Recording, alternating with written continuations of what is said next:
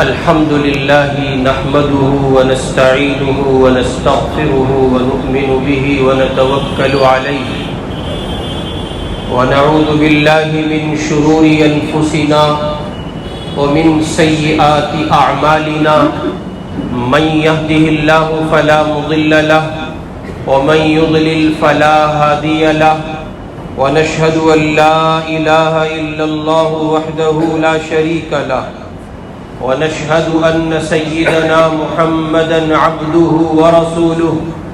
صلى الله عليه وعلى آله وأصحابه وبارك وسلم تسليما كثيرا. أما بعد، أعوذ بالله من الشيطان الرجيم. بسم الله الرحمن الرحيم. يا أيها الذين آمنوا اجتنبوا كثيرا من الظن إن بعض الظن إثم ولا تجسسوا ولا يغتب بعضكم بعضا أيحب أحدكم أن يأكل لحم أخيه ميتا فكرهتموه واتقوا الله إن الله تواب رحيم. صدق الله العظيم. وقال رسول الله صلى الله عليه وسلم ظنوا بالمؤمنين خيرا او کما قال محمد صلی اللہ علیہ وسلم. بزرگان محترم، بدگمانی، کسی کے بارے میں بری رائے قائم کرنا، برا گمان رکھنا، کسی انسان کے بارے میں ظاہر کی آنکھوں سے دیکھ کر عجلت میں فیصلہ کر لینا. اللہ تعالیٰ نے قرآن مجید میں اہل ایمان کو اس سلسلے میں بہت واضح پیغام دیا ہے. فرمایا اجتنبوا کثیرا من الظن. بچو، آگے ارشاد فرمایا اس لیے کہ بعض گمان گناہ ہوتے ہیں، اور یہ عین ممکن ہے کہ جو رائے ہم اور آپ قائم کر رہے ہیں وہ 100% غلط ہو. چنانچہ نتیجہ کئی بار بعینہ ہی اسی طرح سے سامنے آتا ہے کہ آدمی کسی کے لیے کوئی رائے قائم کرتا ہے اور نتیجے میں جو اس نے طے کیا ہوتا ہے وہی غلط ہوتا ہے. چنانچہ میں نے عرض کیا تھا کہ بدگمانی کا یہ زہر رشتوں کے درمیان آیا اور نتیجے میں رشتے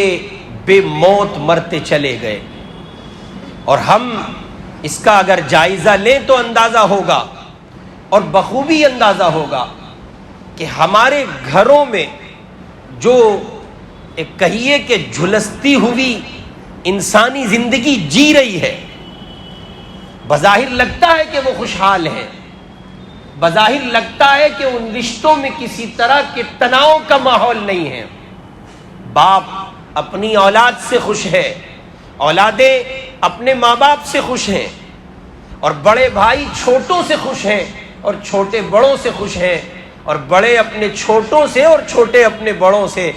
اس طرح سے لگتا ہے صورتحال کہ گلشن ہے اور وہ ہرا بھرا ہے، پھولوں سے مہک رہا ہے، خوشیاں ہی خوشیاں ہیں. لیکن جب آپ اس گھر میں بسنے والے افراد کی زندگی کو فردن فردن کھنگالتے ہیں، جب آپ ایک ایک بندے سے ملتے ہیں، اس کے اپنے من کی دنیا میں پکے ہوئے خیالات کو سنتے ہیں، جب آپ اس کے اندر کے درد کو باہر لانا چاہتے ہیں، تب آپ پر یہ واضح ہوتا ہے وہ ایک گھر جس کو ہم بہت خوشنما سمجھتے ہیں، جس کو ہم گلشن سمجھتے ہیں، جہاں طرح طرح کے پھول کھلتے ہیں، جہاں ہر اعتبار سے رعنائیاں اور خوشبوئیں نظر آتی ہیں، بظاہر ہمیں لگتا ہے کہ یہ سب ہے، لیکن اندر کے درد کے باہر آنے پر یہ پتہ چلتا ہے کہ اس گھر کا ہر فرد انتہا سے زیادہ دکھی اور پریشان ہے. چنانچہ نتیجہ یہ ہے کہ بازار میں بیٹھا دکاندار اپنی مارکیٹ کے ٹوٹ جانے سے اتنا زیادہ دکھی نہیں ہے، تجارت کی منڈی میں اترا ہوا تاجر اپنی تجارت کے مدھم پڑ جانے سے اتنا زیادہ متاثر نہیں ہوا، اور ایک بزنس مین اور ایک کارخاندار اور ایک بڑا تاجر اپنے آپ میں اپنی تجارت کی دنیا سے ٹوٹ جانے سے اس درجے متاثر نہیں ہوا جتنا متاثر وہ اس بات سے ہے کہ وہ اپنے گھر میں خونی رشتوں سے لڑ رہا ہے، وہاں اس کو پنجہ آزمائی ہے، وہاں اس کو زور آزمائی کا سلسلہ ہے، آخر وہ کرے تو کیا کرے، آخر ان رشتوں سے کیسے لڑے، ان کو وہ کھونا بھی نہیں چاہتا ہے، ان سے وہ لڑنا بھی نہیں چاہتا ہے، لیکن درمیان میں ایک زہر گھل گیا ہے جس نے رشتوں کو پورے طور پر ختم کر دیا ہے، گویا لکڑی میں دیمک لگ گئی ہے، دھیرے دھیرے رشتوں کو جان سے بے جان کیے چلی جاتی ہے۔ اس کا میں نے ایک ایگزامپل آپ کی خدمت میں رکھا تھا گزشتہ ہفتے، بالکل زمینی تصویر، جہاں نکاح کے بعد ایک بیٹے کے لیے جو شوہر کی حیثیت اختیار کر جاتا ہے کس طرح سے جینا مشکل ہوتا ہے اندازہ لگایا جا سکتا ہے۔ اسی رشتے کو آپ مزید آگے بڑھائیں اور اسی ایگزامپل پر قیاس کرتے ہوئے، اسی مثال پر مزید تمثیلات کی دنیا آباد کرتے ہوئے آپ آگے بڑھیں۔ دنیا جہان کے لیے تقدسات کی دنیا میں عظیم تر رشتہ بھائی اور بہن کا رشتہ ہوتا ہے، لیکن آپ دیکھیں نکاح کے بعد بہن کے الفاظ میں تبدیلیاں آتی ہیں، اس کا زاویہ بدلتا ہے، اس کے دیکھنے کا اینگل تبدیل ہو جاتا ہے، اور وہ بھی شاکی ہوتی ہے، اپنی ماں سے شکایت کرتی ہے، امی اب بھائی جان ویسے نہیں رہ گئے ہیں جیسے ان کو نکاح سے پہلے دیکھا گیا تھا۔ اسی طرح چھوٹے بھائیوں کے ساتھ بڑے مسائل ہوتے ہیں، اور پھر وہ گھریلو زندگی میں دو بھائی اگر شادی شدہ ہیں تو ان کی دونوں بیویوں کے اپنے مسائل ہوتے ہیں۔ کئی بار وہ دونوں بیویاں اگر اکٹھی ہو جائیں، جٹھانی اور دیورانی، تو ساس کے لیے ایک بڑا مسئلہ ہوتا ہے، اور بات یہاں تک پہنچتی ہے کہ ساس ان بہوؤں کے لیے یہ طے کر گزرتی ہے کہ وہ میرے خلاف کوئی پلان کر رہی ہیں، اور وہ بہویں اپنی ساس کے لیے یہ طے کر گزرتی ہیں کہ یہ ساس ہمارے لیے کوئی پلان کر رہی ہے، جبکہ زمین پر حقیقت کچھ نہیں ہوتی ہے، صرف ایک بدگمانی کا زہر ہے جو نسوں میں رگوں میں مانند خون دوڑ رہا ہے، وہ گویا ذہن کا حصہ ہے، فکر اور سوچ کا حصہ ہے، اور آدمی اس میں آگے بڑھتا بڑھتا بڑھتا اتنی دور نکل جاتا ہے، وہاں سے اس کا واپس لوٹنا مشکل ہوتا ہے۔ میرے بھائی، اگر آپ یہ چاہتے ہیں کہ آپ اپنے گھرانوں کو خوشحال گھرانوں کے طور پر اس زمین پر دیکھیں، اگر آپ یہ چاہتے ہیں کہ آپ کے رشتے بحال ہوں، آپ کا بھائی میل کو دل کی دنیا کے میل کچیل کی تصفیے کے ساتھ آپ سے ملاقات کرے،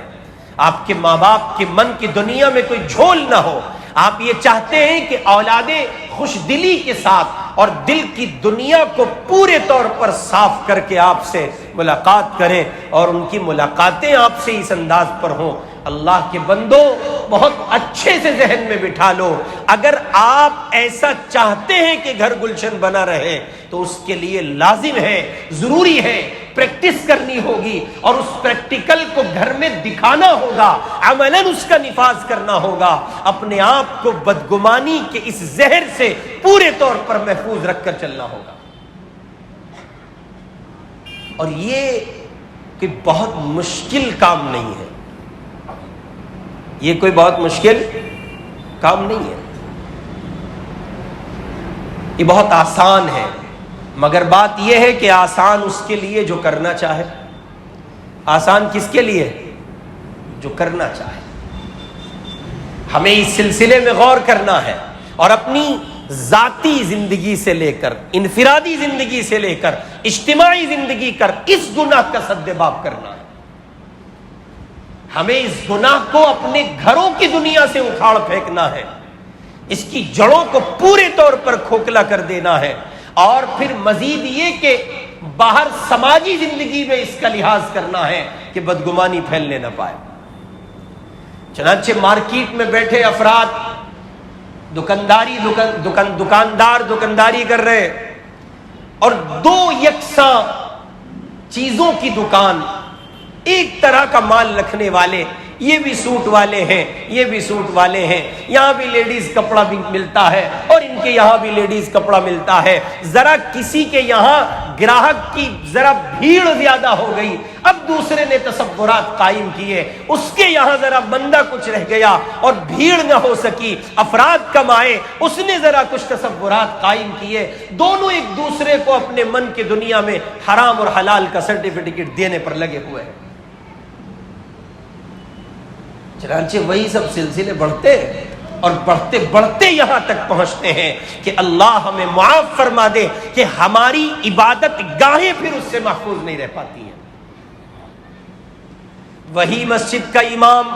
جس کے پیچھے 5 وقت پیش امام کی کہہ کر نیت باندھی جاتی ہے، اسی سے بدگمانیوں کے انبار لگے ہوئے ہیں، اس کی طرف سے خوش فہمیاں اور خوش گمانیوں کا کوئی سلسلہ نہیں ہے۔ وہی اللہ کا بندہ جس استاد کے سامنے بحیثیت طالب علم زانوئے تلمس طے کرتا ہے، اس سے بدگمان ہوتا ہے۔ جس شیخ سے اپنی اصلاح کا سامان چاہتا ہے، اس سے بدگمان ہوتا ہے۔ جی ہاں، جس استاد سے کام سیکھتا ہے، اس سے بدگمان ہوتا ہے۔ جن بھائیوں کے سائے تلے پروان چڑھتا ہے، ان سے بدگمان ہوتا ہے۔ آخر یہ سب کیوں نہ ہو؟ اس لیے کہ گھریلو زندگی میں اس کو ناپید کرنے اور مٹانے کی کوشش نہیں کی گئی، پریکٹس نہیں کی گئی، وہاں اس کو ختم نہیں کیا گیا۔ جب گھریلو اور خونی رشتوں میں بدگمانی کا زہر باقی رہے گا تو کسی صورت ممکن نہیں ہے یہ آدمی باہر کی دنیا میں خوشگمان واقع ہو جائے۔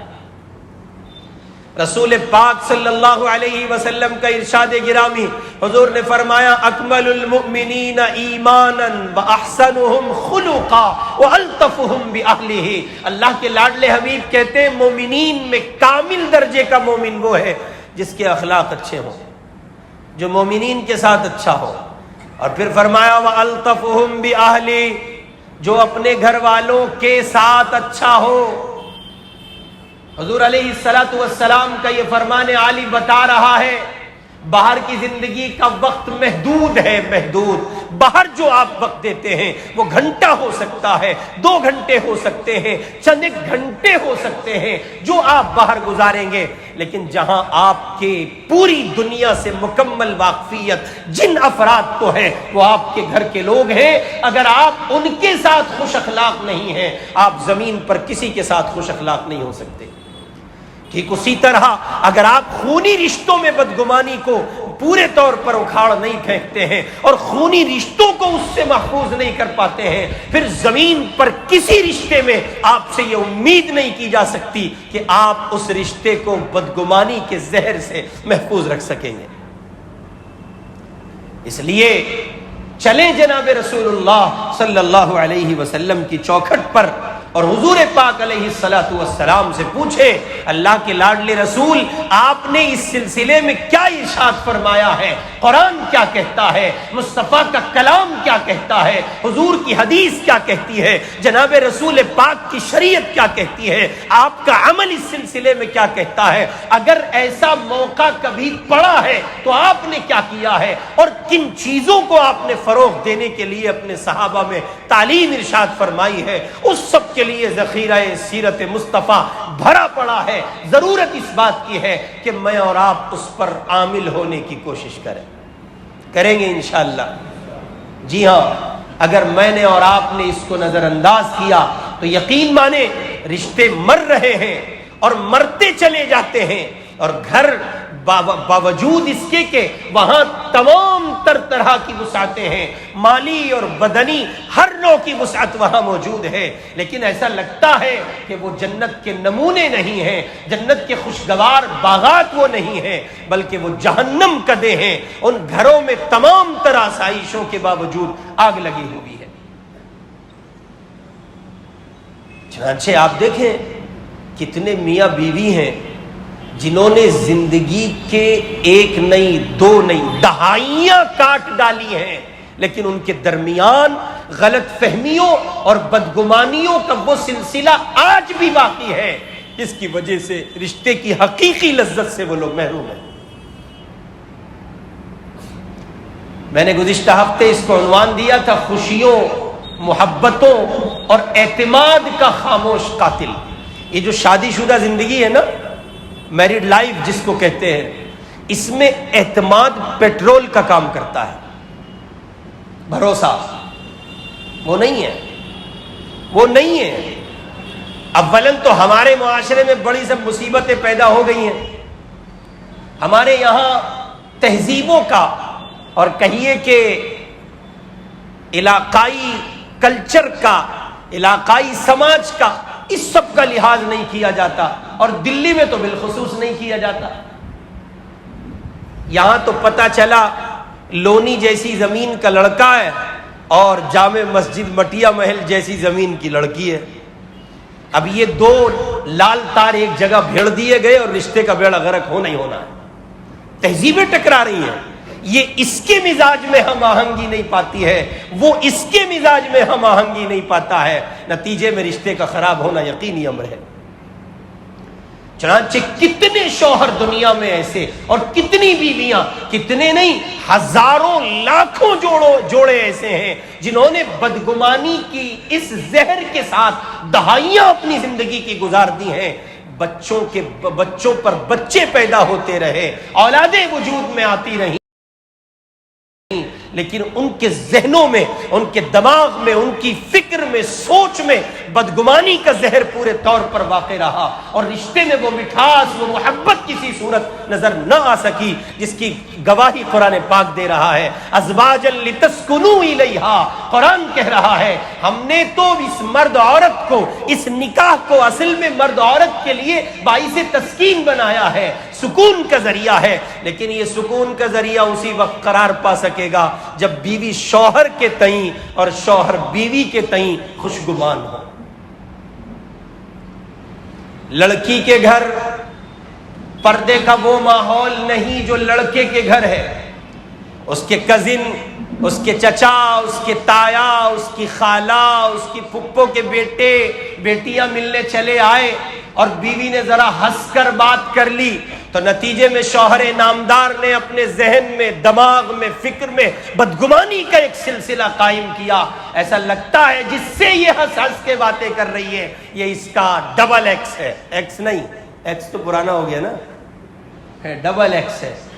اور اس نے سوچا پتہ نہیں بات کہاں تک گئی ہوگی جب یہ آج نکاح کے بعد بھی میرے گھر میں شادی شدہ ہو کر مسکرا کے بات کر رہی ہے. اس کا مطلب یہ ہے کہ چکر پرانا ہے. اس نے اپنے من کی دنیا میں تخیلات کا ایک بازار گرم کیا، ایک زمین ہموار کی، ایک بستی بسائی اور اس پر عدالت قائم کی. وہ خود جج تھا، خود وکیل تھا، خود مدعی تھا، اور خود ہی اس نے فیصلے سنائے، اور اپنی بیوی کو بدچلن و بد کردار ثابت کر کے اس رشتے کو آگے لے کر کے چلا. اور پھر خاک چھانتا ہے، پھر گلیاں گھومتا ہے، پھر علماء کی چوکھٹیں کھنگالتا ہے، پھر عاملوں کے چکر لگاتا ہے. جیسی بیوی لایا تھا یا لانا چاہتا تھا ویسی نہیں ملی. میں نے جیسا سوچا تھا ویسا نہیں ہو سکا. جبکہ سچائی یہ ہے کہ ویسا ہی ہے، بس اس کی تحقیق میں ذرا سی کمی ہے. یہ نہیں سمجھ سکا کہ اس کے گھر میں پردے کا وہ ماحول نہیں ہے.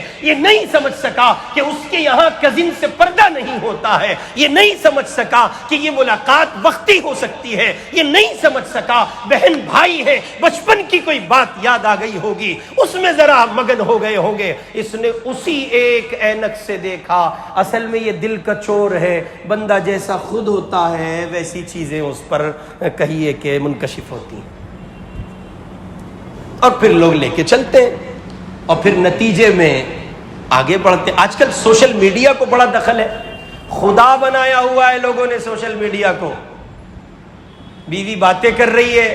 اس نے اسکول میں پڑھا، کالج میں پڑھا، اور کالج کی دنیا کا کوئی فرینڈ سرکل، اس کا کوئی گروپ اس کے ہاتھ آ گیا، وہ چیٹنگ کر رہی تھی، اور حضرت والا نے سمجھا یہ چیٹنگ کر رہی ہے. چیٹ کو چیٹ میں تبدیل کیا گیا، اور نتیجہ مرتب ہوا کہ ایک چھت کے نیچے میاں بیوی ابھی کچھ دن پہلے قبل تو کہہ کے اپنے نکاح میں لائے تھے، اور اچھا خاصا خوشگوار ماحول برباد ہو گیا.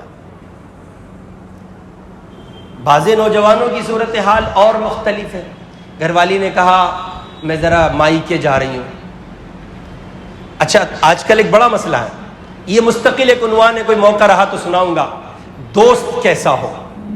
آج کل ہماری سوسائٹی میں نوجوانوں کے دوست بالکل ویسے جیسے وہ خود، اندھا اندھے کو راستہ پار کرا رہا ہے۔ بتاؤ کون سا مرے گا کون سا بچے گا؟ نتیجہ دونوں مریں گے ہمارے حساب سے۔ تو ایسے ہی دوست ہیں، وہ ایک نے کہا بھابھی کہاں ہے؟ گھر چلی گئی۔ تیری بہو گھر پہنچ جاوے بھائی،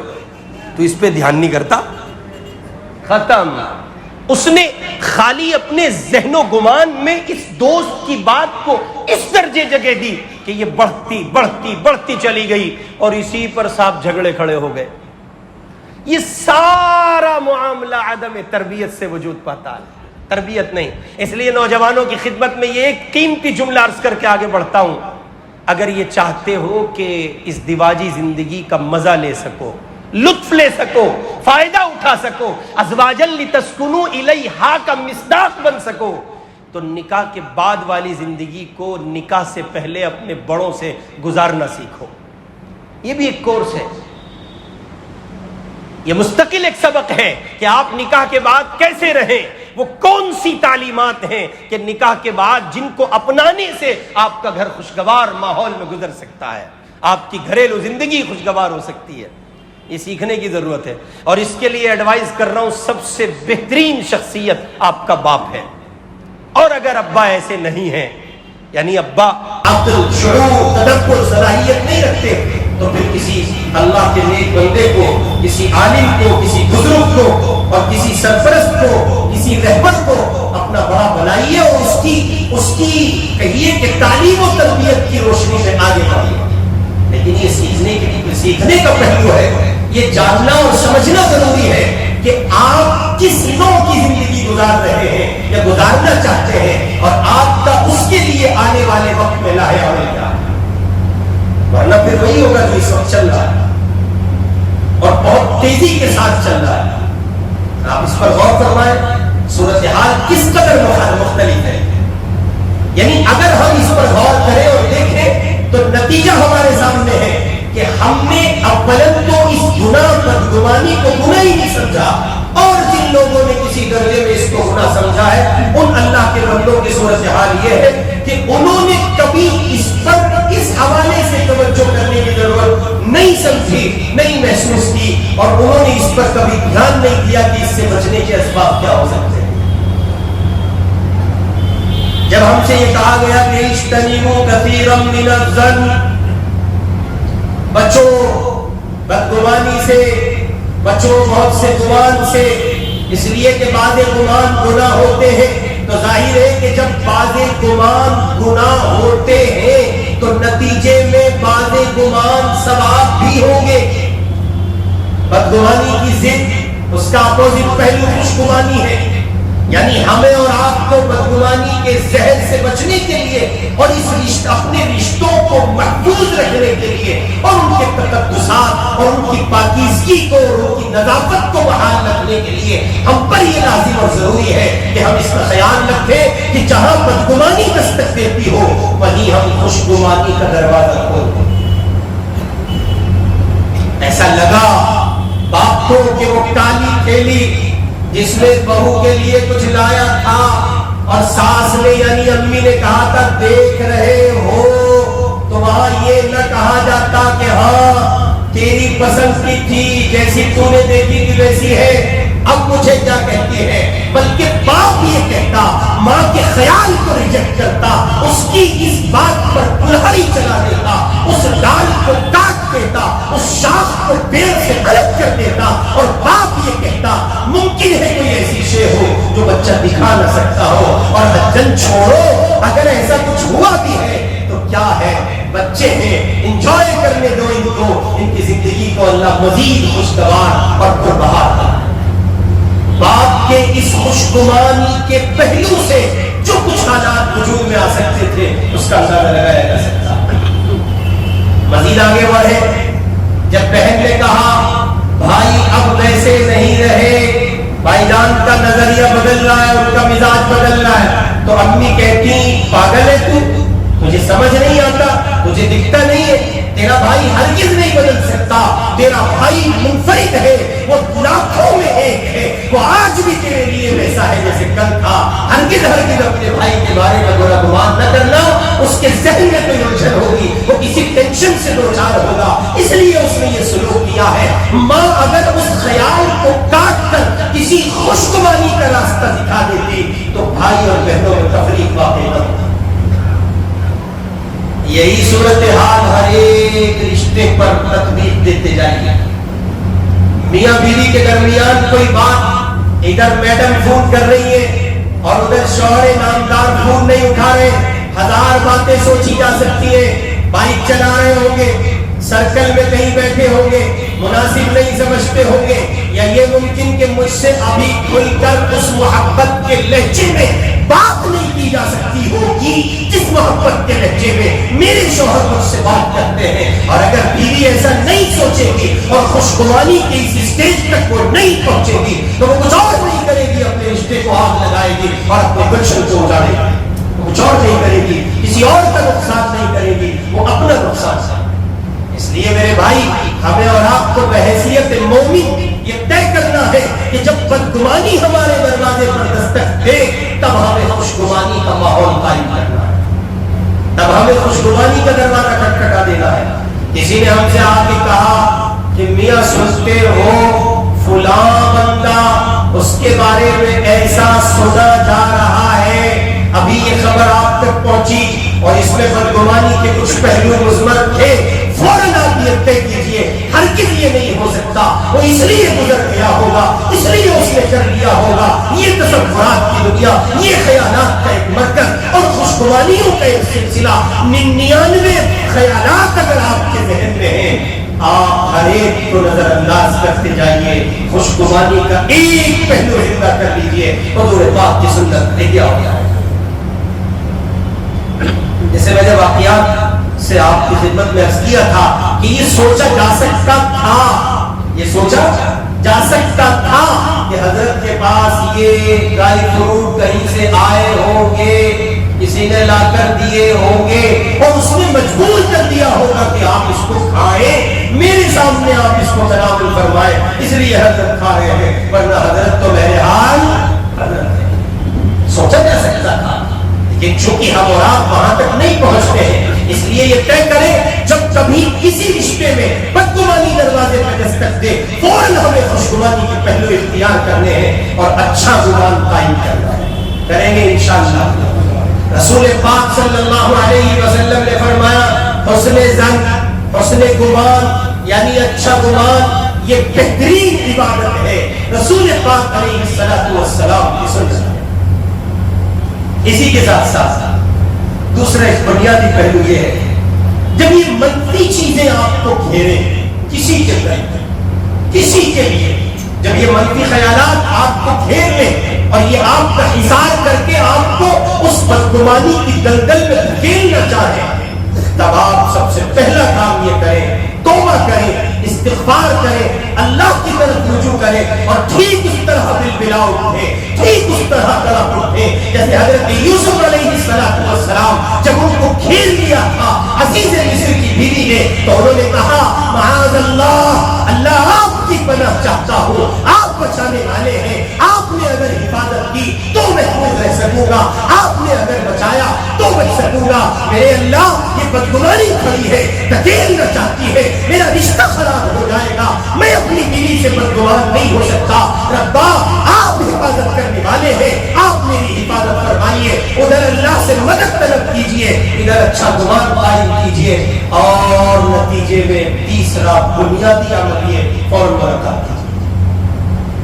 فوراً ملیے، فوراً 1 منٹ کی تاخیر مت کیجیے، باپ کے کئی بدگمانی آئی ہے فوراً چلے جائیے، ملاقات کیجیے، پاس بیٹھیے، ان کی خدمت کیجیے، ماں کی کئی بدگمانی آئی ہے فوراً ملاقات کیجیے، بھائی کے لیے بدگمان ہوئے ہو جا کر ملاقات کیجیے، بہن کے لیے بدگمان ہوئے ہو جا کر ملاقات کیجیے، اور تو اور سماج میں جتنے رشتے ہو سکتے ہیں وہ دوستی سے لے کے اوپر تک اور عوامی رشتوں سے لے کے خاص رشتوں تک جتنے رشتے ہو سکتے ہیں اور تمام رشتوں میں یہ 3 پہلو زندہ رکھیے۔ نمبر 1 توبہ کیجیے، استغفار کیجیے، کیجیے، نمبر 2 اچھا گمان قائم کیجیے، نمبر 3 اس سے ملاقات کیجیے اور اس ملاقات کو خالی مت رکھیے، اس ملاقات کو خالی مت رکھیے، چاہے 2 روپے کا ہدیہ لے کے جائیے مگر ہدیہ لے جائیے، اس لیے کہ رسول پاک کا فرمان ہے ہدیہ لینے دینے سے آپس میں محبت بڑھتی ہے، ہدیہ لینے دینے سے آپس میں محبت بڑھتی ہے، اس لیے بیوی کے تئیں اگر کبھی بدگمانی باتیں ہوتی ہے تو پھر اس سلسلے میں محتاط رہ کر ان 3 پہلوؤں پر عمل کرنے کی کوشش کرنی چاہیے۔ اگر آپ نے ان 3 پہلوؤں کو زندہ کیا، نتیجے میں آپ دیکھیں گے رشتے زندہ ہوں گے، وہ بے جان نہیں ہوں گے، وہ تازہ دم ہوں گے، اور رشتوں کے وہ درخت جو ہمارے گھروں میں لگتے ہیں ان کی شاخیں پھلے گی، پھیلے گی اور پھولے گی، اور نتیجے میں ان کا سائیوان چھاؤں کی شکل میں مجھے اور آپ کو میسر آتا ہے۔ اور ایک آخری بات اس سلسلے میں، جہاں بدگمانی کرنا گناہ ہے، بدگمان ہونا گناہ ہے، وہاں بدگمانی کے مواقع لوگوں کو دینا یہ بھی گناہ ہے، اس سے بچنا چاہیے۔ آپ ایسا کام کیوں کر رہے ہیں کہ کوئی آپ سے بدگمان ہو؟ آپ ایسی روش کیوں اختیار کر رہے ہیں کوئی آپ سے بدگمان ہو؟ آپ ایسی چال و چلن کیوں اپناتے ہیں کوئی آپ سے بدگمان ہو؟ اللہ کی بندی، میری بیٹی، میری بہن، جب تیری من کی دنیا صاف ہے اور تیری دنیا میں کسی طرح کا کوئی چھوٹ باتیں نہیں ہے، پھر شوہر سے موبائل چھپانے کی غرض کیا بنتی ہے؟ اور شوہر اور بیوی سے موبائل چھپانے کی غرض کیا بنتی ہے؟ کیوں ایک دوسرے پر اعتماد نہیں ہے؟ اگر آپ کے من کی دنیا میں کوئی چھوٹ نہیں ہے تو صاف لفظوں میں واضح کیجئے اس تصویر کو کہ جیسا آپ دیکھ رہے ہیں ویسا نہیں ہے، سچائی اس کے برخلاف۔ توبہ استغفار کریں گے، اچھا گمان قائم کریں گے، اور ان رشتوں میں جن میں بدگمانی باتیں ہو فاصلے نہیں بننے دیں گے، دیری نہیں لگائیں گے، ان میں ملاقات کے سلسلے طویل نہیں کریں گے، بلکہ مختصر اوقات کو ملحوظ خاطر رکھتے ہوئے جلدی جلدی ان سے ملاقات کریں گے تاکہ وہ رشتے بے جان نہ ہو جائے۔ اور میں نے عرض کیا کہ بدگمانی کا موقع کسی کو ہاتھ نہیں آنے دیں گے۔ اس پر جناب رسول پاک صلی اللہ علیہ وسلم کی سیرت میں خود آپ کی ذاتی زندگی کا عمل ملتا ہے۔ سیدہ صفیہ رضی اللہ تعالی عنہا آپ سے ملنے آئی، آپ حالت اعتکاف میں مسجد نبوی میں، اور وہ مل کر جانے لگی۔ 2 انصاری صحابی مسجد میں داخل ہوئے، جیسے ہی حضور علیہ السلام کی نگاہ ان پر پڑی، آپ نے فرمایا خبردار یہ میری زوجہ ہے، میری بیوی ہے، اپنے من کی دنیا میں کوئی خیال نہ لانا۔ صحابی رسول کہتے ہیں اللہ کے لاڈلے حبیب، توقع نہیں کی جا سکتی، تصور میں نہیں لایا جا سکتا کہ ہم آپ سے بدگمان ہوں گے۔ حضور نے فرمایا شیطان رگوں میں خون کی مانند دوڑتا ہے، میرا کام تھا وضاحت کرنا، میں نے ضروری سمجھا۔ ٹھیک اس طرح اگر آپ کو لگتا ہے سامنے والا بدگمان ہو جائے گا تو اس بدگمانی کے تلے کو کما کرتے ہوئے چلیے، صاف تصویر کے ساتھ آگے بڑھیے۔ آپ کو لگ رہا ہے آپ کی امی بدگمان ہو رہی ہے، دونوں میاں بیوی آئیے اور بات کو صاف کر لیجیے۔ اما جان آپ جیسا سمجھتی ہے ویسا نہیں ہے، آپ کو لگتا ہے آپ کی بہن، آپ کی بیوی کی ننند بدگمان ہے، اس کو بلائیے، ملاقات کیجیے، ذہن صاف کیجیے۔ آپ کو لگتا ہے آپ کا بہنوئی بدگمان ہے، ذہن صاف کیجیے۔ آپ کو لگتا ہے کوئی اور رشتہ ہے جو آپ سے بدگمانی کی تحریر تک جا پہنچا ہے، ملاقات کیجیے، رشتے کو بحال کیجیے، ذہن صاف کیجیے، اور اس طرح سے آگے بڑھیے۔ پھر دیکھیے